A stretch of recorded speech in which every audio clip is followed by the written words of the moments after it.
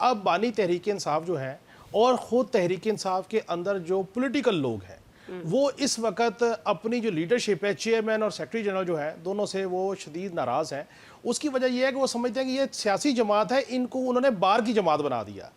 और उसका वजह से जो अली अमीन गंडापुर साहब हैं, उन्होंने साफ तौर पे कहा कि मैं कारकुनान को पुश करके एक बड़ी मुश्किल से निकाल के लाता हूँ और रास्ते से फ़ोन आता है या वापस चले जाएं या कारकुनान को वापस कर दें, इस सारे मामले पे। अब उसमें हुआ ये है कि बानी तहरीक इंसाफ साहब जब मुलाकात हुई तो उन 2-3 धड़ों ने अपनी अपनी मर्जी की खबरें चलवाई। अच्छा। यानी कि बैरिस्टर गौर साहब ने खुद चंद जर्नलिस्टों को फ़ोन किया, उन्होंने कहा नहीं मेरी बड़ी बात हुई है और बड़े वो हैप्पी है, मेरे से कोई इशू नहीं है। और दूसरी तरफ असद कैसर साहब जो है वो तवातों से कोशिश करें महमूद अचकजई साहब और मौलाना फजल रहमान साहब को साथ क्लब इन करके कि जी चेंज ओवर करके मुझे चेयरमैन पार्टी का बना दिया जाए, वो भी दौड़ में है। लेकिन ज़ाती तौर पे जो पॉलिटिकल वर्कर है, जो फेडरल कैपिटल का पॉलिटिकल वर्कर है, जो पंजाब का पॉलिटिकल वर्कर है, मैं सियासी वर्कर की बात कर रहा हूँ, उन तमाम की राय और उनकी सपोर्ट जो है वो अली अमीन गंडापुर साहब की तरफ है कि आप उन्हीं को सीएम साहब को ही चेयरमैन पार्टी बना दें ताकि उन्हें पता तो हो कि हमने आगे चलना कैसे है। उसकी एक वाज़ेह मिसाल आपको बताऊं, अब 4 तारीख का तहरीक इंसाफ ने डी चौक में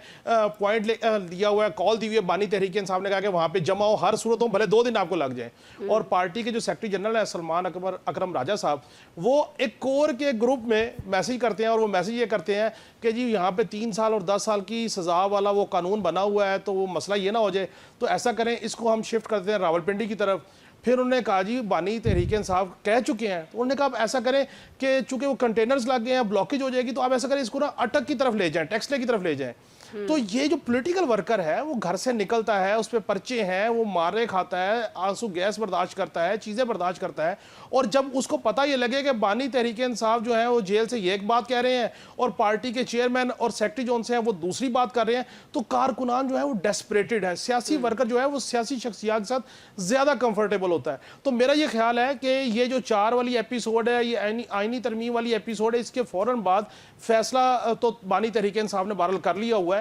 अब सिर्फ उन्होंने फॉर्मली अनाउंस करना है कि किसको कौन सी पोजीशन देनी है, और उसमें मैं ये समझता हूँ कि शायद चेयरमैन पार्टी का जो है वो केपीके में चला जाए और सेक्रेटरी जनरल जो है वो पंजाब में हो जाए, पंजाब की किसी बड़ी शख्सियत को बना दिया जाए, तो पॉलिटिकल वर्कर हो जिसको समझ तो हो कि हमने सियासी तौर पर चीज़ों को चलाना कैसे है।